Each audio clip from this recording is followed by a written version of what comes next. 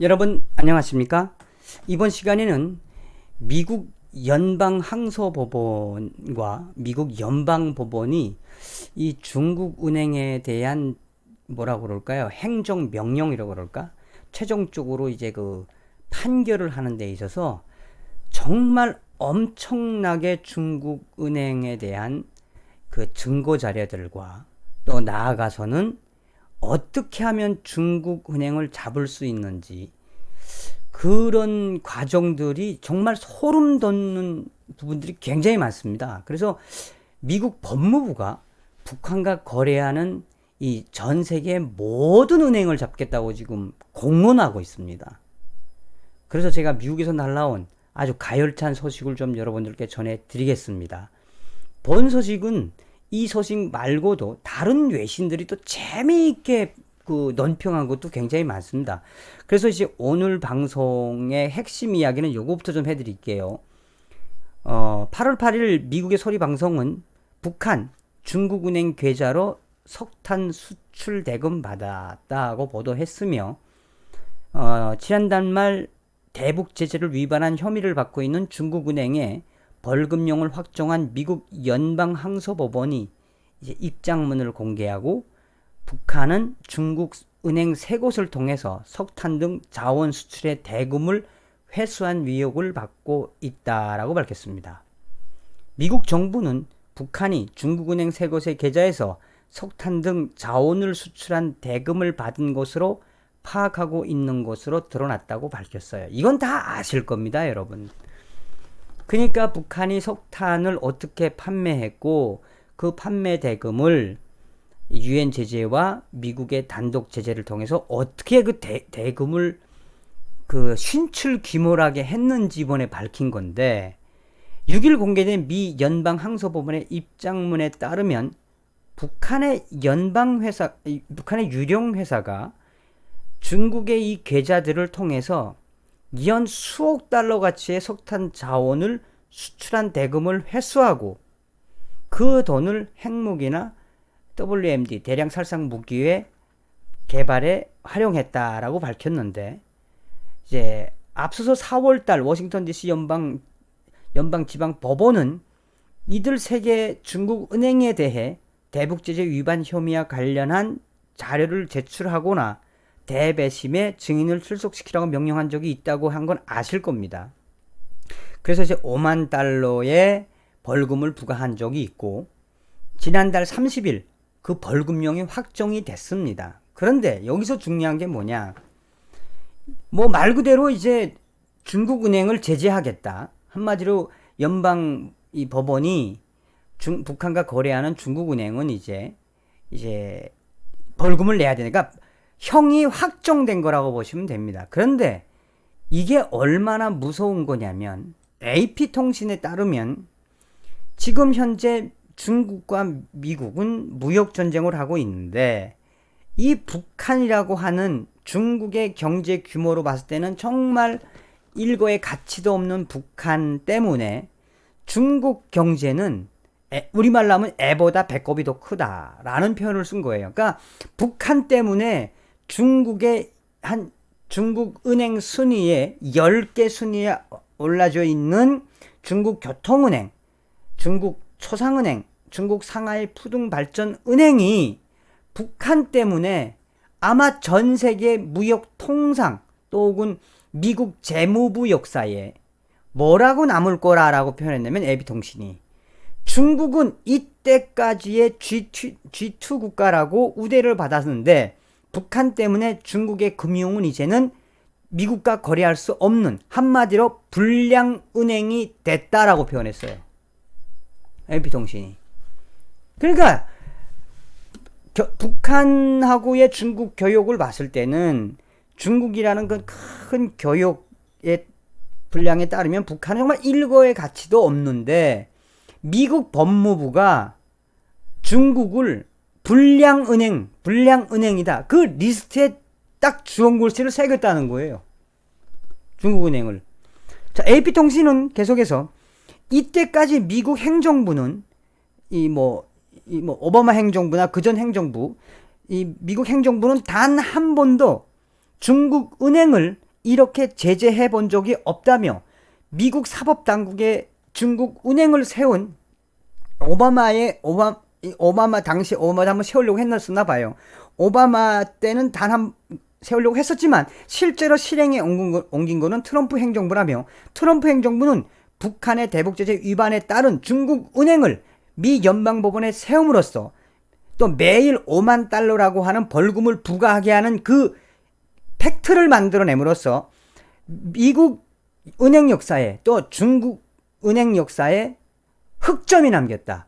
주홍 글씨가 새겨졌다라는 겁니다.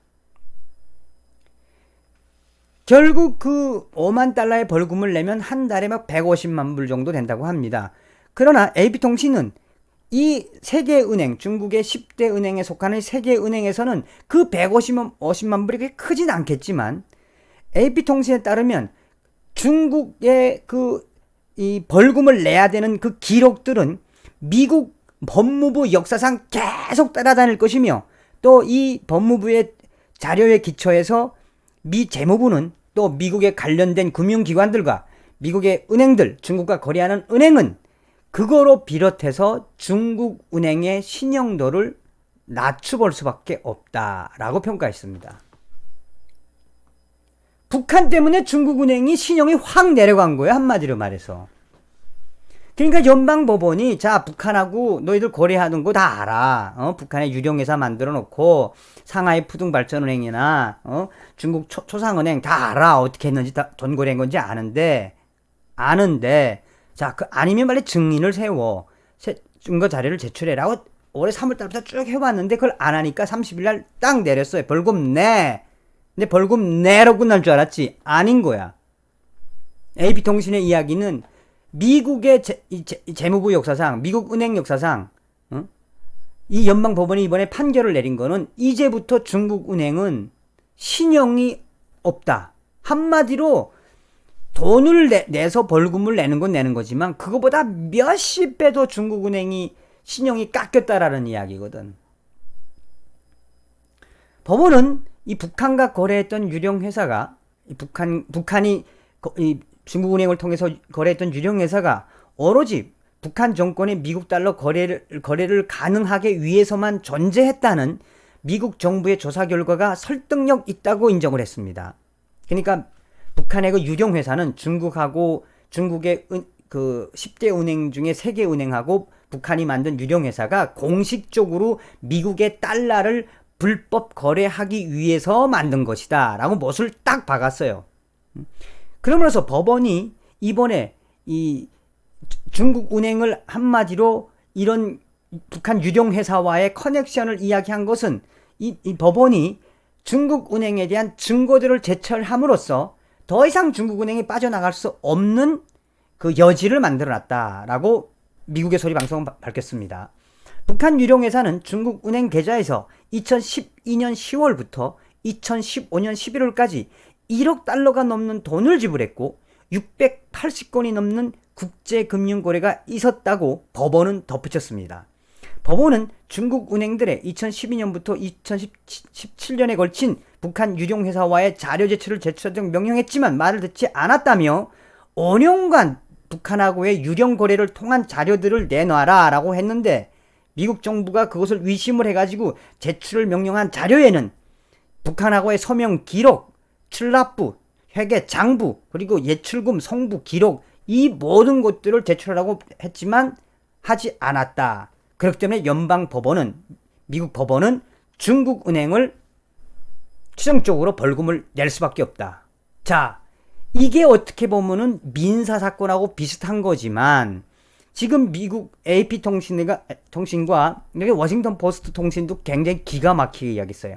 워싱턴 포스트는 민간 연구단체인 애틀란틱 카운슬 브라이언 오틀 객원 연구원의 이야기를 통해서 2017년 미국 금융계에서 퇴출된 중국 단둥은행과 달리 중국의 이 세 곳 은행은 북한 유령 회사와 공모한지는 아직 단정하기는 어렵지만 이미 연방법원이 확보한 증거는 충분하며 향후 북한과 불법 거래하는 전 세계 모든 은행을 미 법원에 세우겠다는 강력한 의지라고 보면 된다고 말했다고 워싱턴 포스트가 딱 밝혔습니다. 단독은행은 날라간 거고 세컨더리 보이콧으로 날라간 거 아닙니까? AP통신은 미 법원으로 하여금 이제는 중국은행의 신용은 낮아질 수밖에 없다. 거래 하지 않겠다는 이야기에 중국은행하고는 거래 못하게 하겠다는 거거든. 자, 또한 워싱턴 포스트는 금융거래는 은밀하게 이루어져서 그 관리를 잘못하면 알아보기가 어려운 게 사실이지만 이번에 중국은행과 북한의 유령회사와의 커넥션, 불법 달러 세탁과 이 석탄 판매 대금의 회수, 이런 거를 이 미 연방법원이 가장 소상하고 구체적으로 증거들과 그 전에 이제 그 판결을 내린 이게 예시까지 딱 정확하게 올려놨고, 또 워싱턴 포스트가 이야기한 것처럼 그 애틀란틱 카운슬 브라이언 오틀 개관연구원이 이야기한 것처럼 이번 예는 북한과 거래하는 전 세계 모든 은행을 미 법원에 세우겠다는 강력한 의지. 다시 이야기하면 북한과 거래하는 전 세계 모든 은행은 망하게 하겠다는 겁니다. 망하게. 자, 이 중국하고 북한하고의 이 거래, 뭐 그냥 표면적으로 봤을 때는 중국하고 북한하고의 이 불법 석탄 거래, 또 기타 금수저치 부분들 거래해서 너희들 매일 5만 달러씩 내. 이제부터 이제 7월 30일부로 내라고 해서 이제 8월 달부터 내야 됩니다. 8월 8일부터는 매일 5만 달러씩 내야 돼. 그게 이제 월 한 150만 달러 정도 된다. 자, 이거에 중국 은행들이 항소를 했는데 일거의 가치가 없다고 미국 연방 항소법원이 닥쳐. 증거 있는데 뭔 개소리야. 내. 벌금 내. 그걸로 끝날 줄 알았는데 AP통신이나 워싱턴 포스트나 기타 미국의 언론은 무슨 이야기 하냐면 지금 이렇게 미중하고 무역전쟁을 하고 있는데 북한이라고 하는 일고의 가치도 없는 요만한 존재 때문에 중국의 10개 은행 중에 3개 은행이 미국 재무부와 미국 금융당국의 블랙리스트에 올라갔다. 그럼으로써 중국 은행의 신용도는 떨어지고 있다. 라는 게 핵심이고, 또 이런 미 연방법원이나 항소법원이 중국 은행을 딱 사례를 들어놓고, 자, 중국의 단둥은행은 벌써 북한하고의 거래하는 것 때문에 세컨더리 보이콧으로 끝났지. 너희 세계은행 또 준비하고 있어. 아직까지 확실한 너희라고 확실하진 이야기하진 않을게. 법원이 어느 은행이라고 확실하게 이야기하진 않아요. 그러나 이 워싱턴 포스트는 중국 초상은행, 상하이 푸둥발전은행, 중국 교통은행, 이 3개 은행이 그 리스트에 올라가 있다. 이거는 바로 북한과 거래하는 전 세계 그 어떤 은행도 블랙리스트에 올려서 미국 재무부 또 혹은 미국의 금융당국과 거래를 못하게 하겠다. 한마디로 여러분, 이거는 금융계의 거의 세컨드 핵폭탄과 같은, 그러니까 막 못하게 한 거야. 이제는 더 이상 북한하고 거래하는 모든 은행은 이제 중국은행의 사례를 딱 들어서 제재를 가할래. 그게 미국의 힘입니다. 오늘은 그래서 미국의 소리방송과 AP통신이 밝힌, 또 워싱턴 포스트가 밝힌 미국의 무서운 발톱, 북한과 불법으로 거래하는 전 세계 모든 은행은 미 법원에 세우겠다. 한마디로 북한하고 거래하는 모든 은행 망하게 하겠다라는 미국의 발톱에 대해서 말씀드렸습니다. 여러분, 다음 시간에 뵙겠습니다. 멸공!